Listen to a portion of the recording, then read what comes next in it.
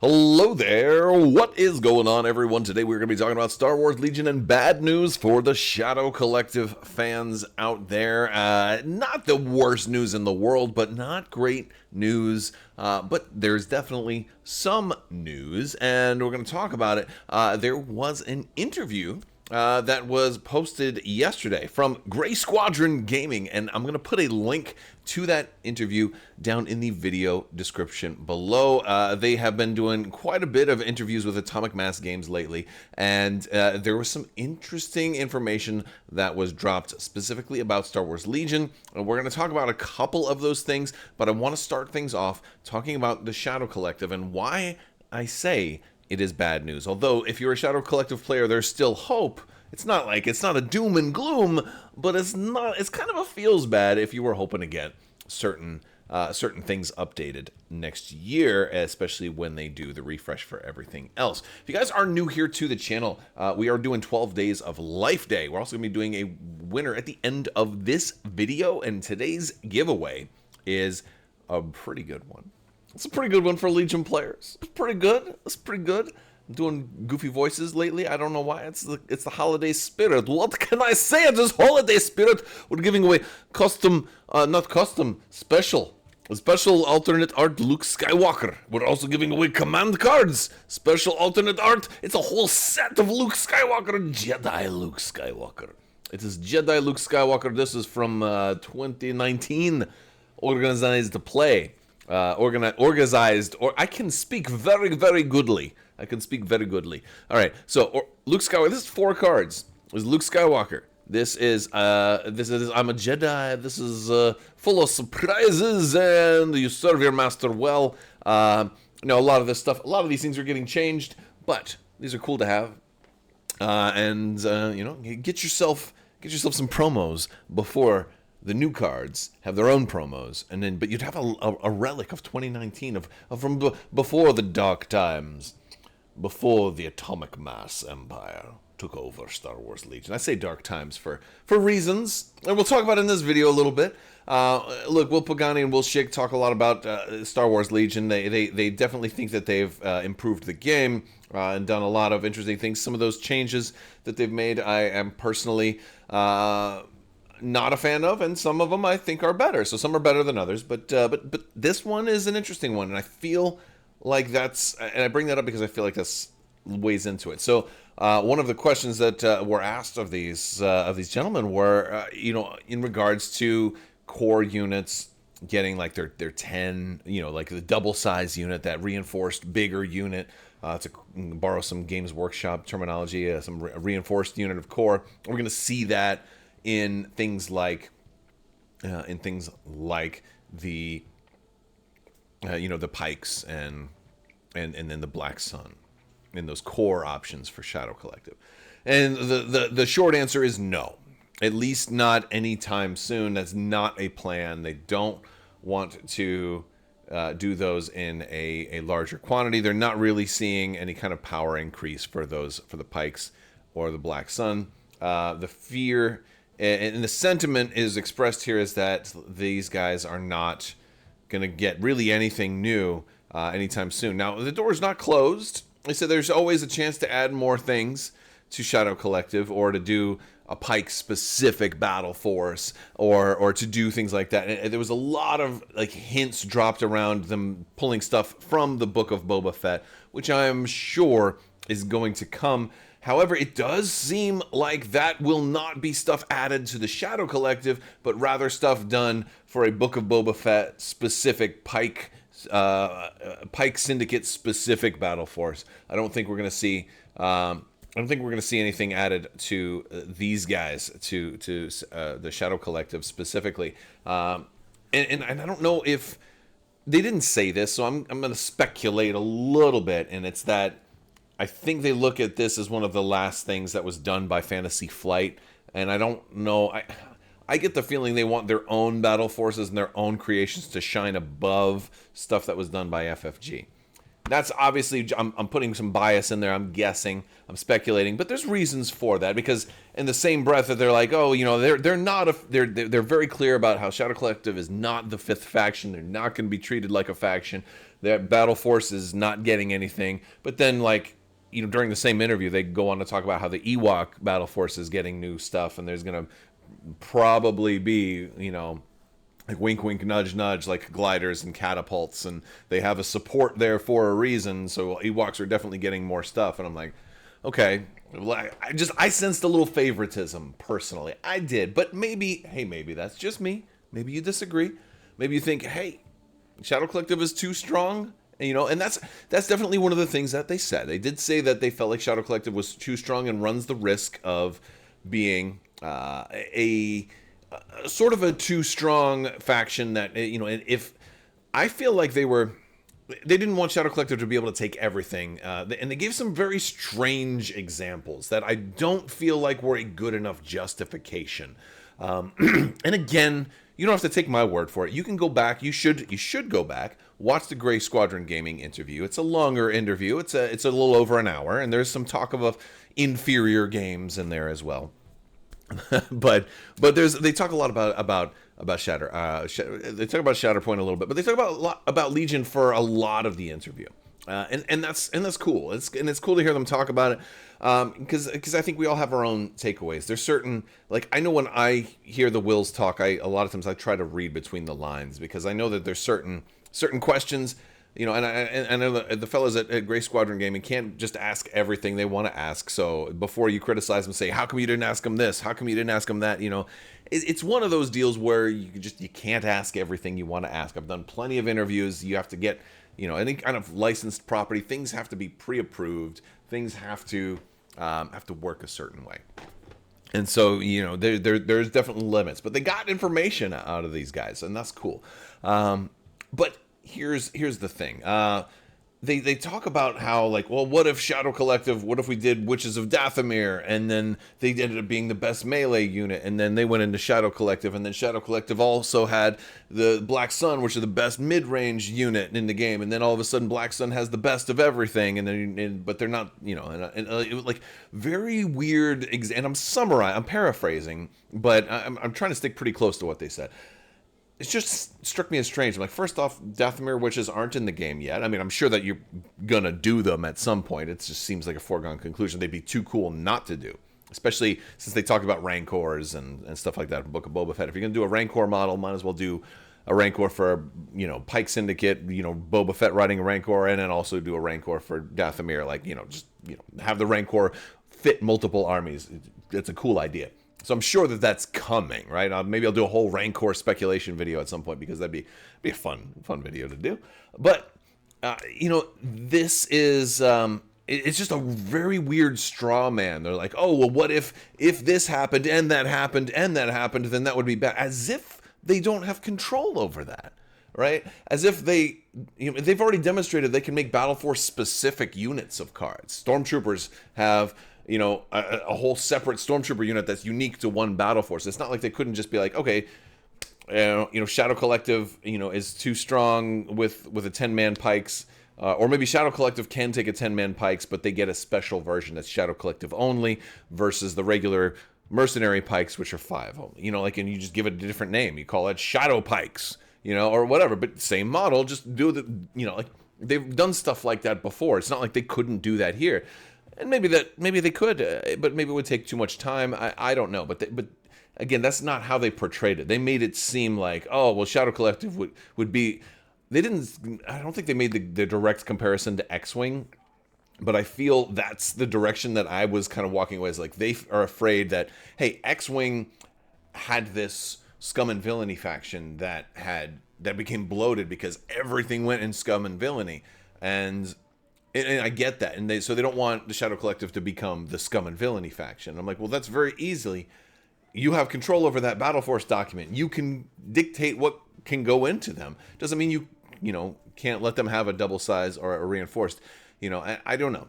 I don't play scum and villainy often enough, and when I do, I'm doing it from a thematic or casual standpoint. So my personal opinion in here is that I think they should be able to have a double size unit, just like everybody else can, but maybe you just don't want the Merc versions to be able to do that. That's easy to do. You have Battle Force rules for a reason. Allow Battle Force to be able to take it. Make that upgrade Battle Force only, and you're done. It's super easy to do. But I say super easy, but I'm not in charge of it. It's not. I don't know. I don't have all the data that they have, and maybe it's just not. Maybe the juice isn't worth the squeeze. But in my kind of biased opinion, I feel almost like it's if they hadn't also said, oh yeah, but also Ewoks are getting all this other cool stuff, then I'd be like, I could have bought it, and then they lost me with that. I'm like, all right, you don't really care about a Battle Force getting more stuff or not. Again, they could get more stuff. I still think Savage Opress will go into Shadow Collective if and when they do him. We've already seen him on art, and that's pretty interesting. But again, they talk about Ewoks getting more stuff. These guys aren't getting anything new for a while. But the door is not closed. So if you're a Shadow Collective player, they basically think that you're good enough the way you are. Don't expect any buffs, any reinforced sized units. But hopefully that won't be the end of the world. And hopefully you're still having fun playing, because I think that's the part to me that matters the most. Interesting thing, though, for Rebel players, this was we're going to shift topics a little bit here to Jyn Erso. So Jyn got changed quite a bit with the Relentless changes. They talked a lot about Relentless and Charge and Steady and those changes. And this also kind of is one of those things, it's one of those topics that reinforced everything kind of built on each other. And so it wasn't just straight up, oh, Shadow Collective isn't getting anything new because we don't like FFG. Like, it wasn't like that. But they started off saying things like, well, it's impossible to know what the original designers intended with Relentless, and I'm like, no, it's not. You could have asked them if you hadn't fired them all. But, I know. That's maybe that's a little mean. Maybe I'm being a little petty, and I shouldn't do that. But it was just a weird thing for them to say, like, kind of going into that. And there were a couple of things that were said that sounded like they were digs at FFG, and I don't know why they did that. Like, I didn't feel it was necessary, and I felt like they were digging at FFG multiple times during the beginning parts of this interview, and then by the time they got into Shadow Collective, saying that, no, they're too strong, they're too good, they're not getting anything new. Oh, by the way, Ewoks are getting new stuff, and I'm like, okay, now it's painting this picture for me. And that was just my takeaway, though. I don't know if, again, you'll have to let me know if you think that, and I expect my viewers are going to be kind of divided 50-50 on this one. So maybe I'm wrong, and it's okay, because I'm wrong plenty of times. But it just felt like unnecessary digs on, like, how, like, the game may have been this way years ago, but we have really improved it, and it's a lot better than it used to be, and so on and so forth. There was multiple things that came off sounding that way when I was just like, that's strange. I don't know why they would do that. But moving on to Jyn Erso, there are a lot of things that were changed with the Steady changes, the Relentless changes, and so on and so forth. And then it changed the way standbys worked. It changed the way a lot of interactions worked. One of the interesting ones that maybe flew under the radar at first was Jyn Erso and her 1-pip, which was basically rendered virtually useless by this change, because her 1-pip, it allows her to interrupt somebody else. Now, she already, with their rules changes and how you can everybody can kind of withdraw without it consuming their whole action now, her ability to tie somebody up isn't as nearly as bad as it used to be, but she still could go in and then hit them, because she would gain charge, right? And now that does nothing. So, because she could only use it, or it was useful to be used outside of her activation for the interrupt portion, which was the entire main purpose. Yes, she could still technically charge during her activation also, but the point of that 1-pip was to get into a place where you could then interrupt somebody else who goes, and then mess with their plans. And it was a brilliant card when it really worked, and it worked against me in so many games. If you guys have watched my Legion battle reports, I faced Jyn quite a bit. But so she's getting a total rework in a lot of ways. For one, she's not going to be a commander anymore. Now, we did not see the new unit card. She was described to us as a melee skirmisher, a pain in the ass, basically. Pardon my language. But basically, she's going to be an operative now. She's going to have a lot of these keywords are going away. They didn't. I don't think she's going to have danger sense anymore or quick thinking, but she's going to have agile and nimble. So dodge tokens and refreshing dodge tokens. Independent move. So again, you're going to get that free move. You're going to be starting out. She's going to have dodge tokens. She's probably always going to have a dodge token. She'll have disengage and infiltrate. So she's still going to have infiltrate, or she's going to gain disengage. Now, all of that stuff, independent move is really interesting. But overall, I feel like that's a nerf to Jyn. For one, her being an operative kind of stinks because that Courage 3 command bubble was one of the biggest things I think that made Jyn awesome. And, you know, granted, I've always found her difficult to kill between her white, nimble, quick thinking, which she could always have a dodge, surging white save with danger sense 4. You know, like again, she's always going to be rolling lots of dice and canceling one with dodge, and probably have had heavy cover. So I always found it very, very difficult to kill Jyn. That was from my, and with 6 health too, she was high.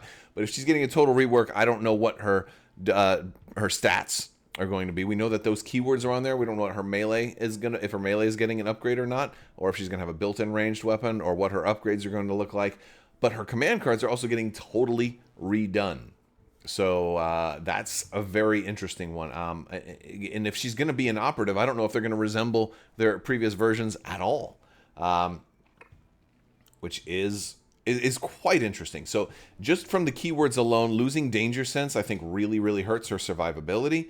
If she's a melee threat, you know, how is she going to stay alive until she gets into melee? Now, I think independent move, agile, and nimble all work together to get her moving close, but still having one dodge token is not necessarily going to be enough. You know, it's not going to be worth losing danger sense 4 because she already had nimble anyway. You know, I just don't, I don't know.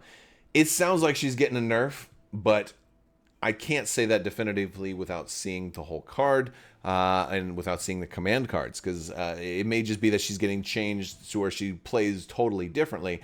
You'll have different commanders to use, but it's going to be a real bummer losing that Courage 3 command bubble. I think that was one of her biggest things, and in her, of course, her command cards like complete the mission was awesome. And if that one gets changed and doesn't do what it did, like you had it was one of the best command cards in the game for a very long time. So, you know, what's it going to get to compete with that?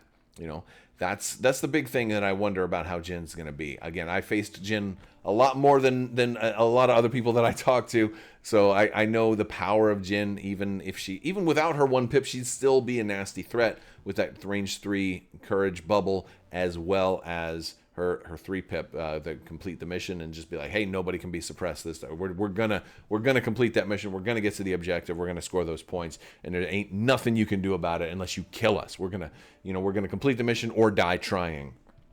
And so that's kind of how she always played. That's gonna be really interesting to see how she plays after these changes.